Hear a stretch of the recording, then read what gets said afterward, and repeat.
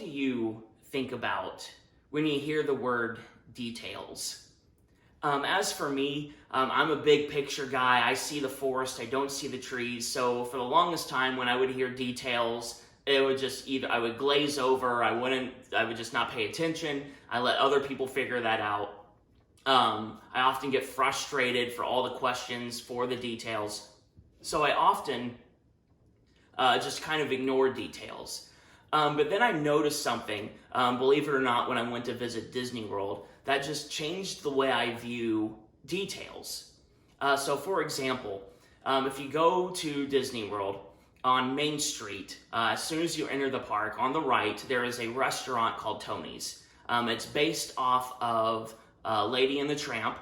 It is themed after Lady and the Tramp, so it has pictures up all over the place, and it's just decorated that way. But one of those things that I never noticed until I discovered it on the internet is in front of the restaurant, in the concrete, on the floor in front of the restaurant, is a heart that is drawn into the concrete, has an arrow through it, and then it has the paw prints of Lady and Tramp, just like from the movie. And it's just one of those details that I never would have noticed until I saw it. And when I did, it was just one of those like, oh, that's awesome. I'm really glad they added that. If that's something you want to look at in your next visit, see it in the morning. It's typically covered by strollers by mid-afternoon. But that's just one of those small details. Another thing that happens in the Magic Kingdom is trash cans, right? Okay, so trash cans don't seem like they're all that exciting, but I love the Disney World trash cans because each trash can is themed to the different area in which that trash can sits. So the Main Street trash cans do not match the Tomorrowland trash cans.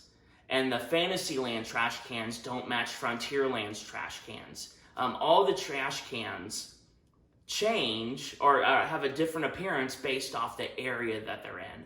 Because it would be super distracting if you just had this ugly bin just sitting every 20 feet or whatever. Or if, you had the same trash cans on Main Street, they wouldn't look right in a Wild West setting. So that's one of those small things that they do, is to make sure that the story fits for the entire park. And so that's one of those little details that they add, is to make the trash cans fit the look of where they're at. Another fun detail, if you haven't been, is there is a section dedicated to the movie Tangled.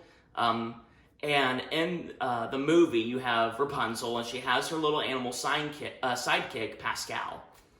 In the Tangled section of Magic Kingdom, there are actually 10 hidden Pascals throughout that area. There's 2 by a little creek that runs through. There's a couple in the flower beds. It's really cool to just kind of try and find. There's about 10 of them. But that's just one of those fun little details that they've added to the park, just to give that little extra flair, that little extra magic.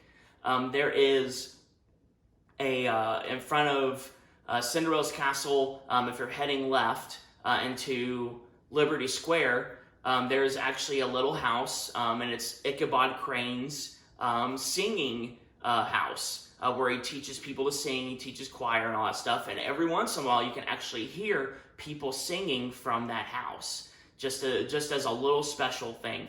Now, I bring up all these things, and maybe you're watching this video and you're listening to these different details, and you're just kind of going, oh, that's cute, or oh, that's interesting, or oh, I've never noticed that before. That's the power of details.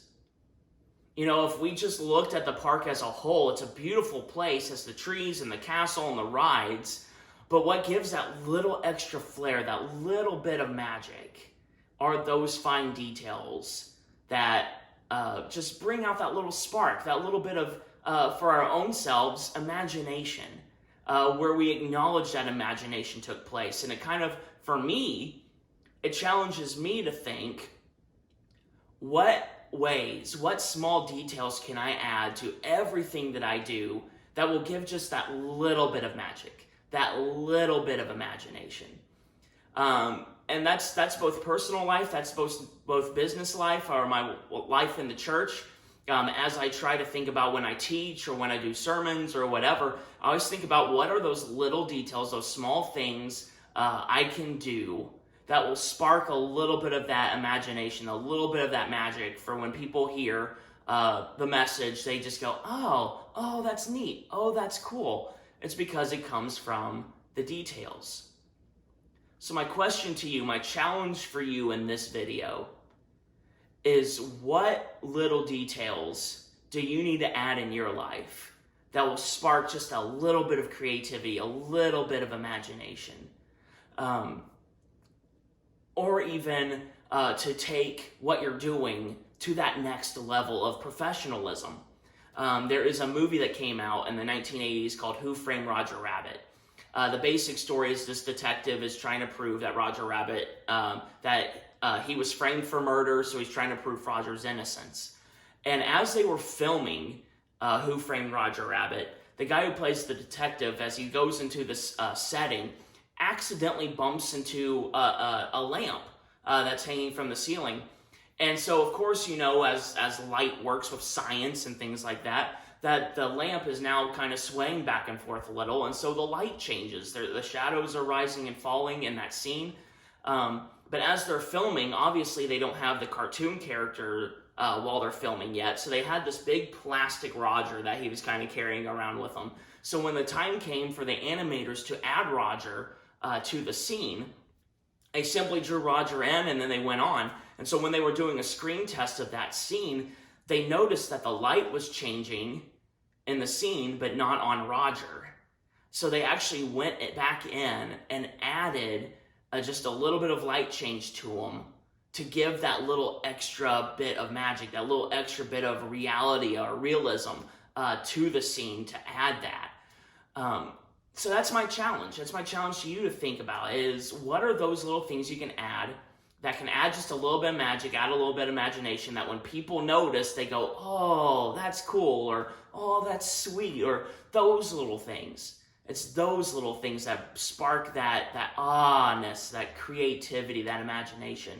And then my other challenge question is, what details can you add that will give whatever you're doing just that little bit of bump of professionalism? Maybe it's your business. Maybe it's your own personal life.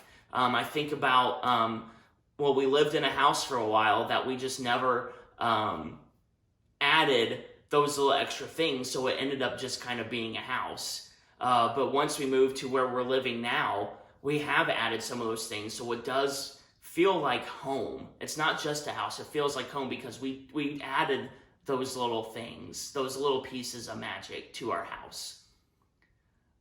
Think about that.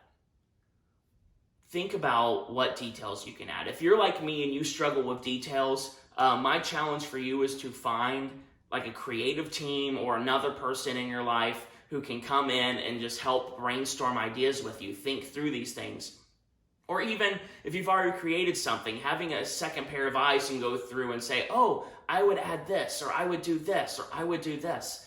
Find people who are detailed. Find people who are creative and imaginative, who can bring that little extra magic, that little extra flair, that extra bit of creativity and imagination. Thank you for watching. I hope this is something that has challenged you, something a little extra for you to think about, and I'll see you next time.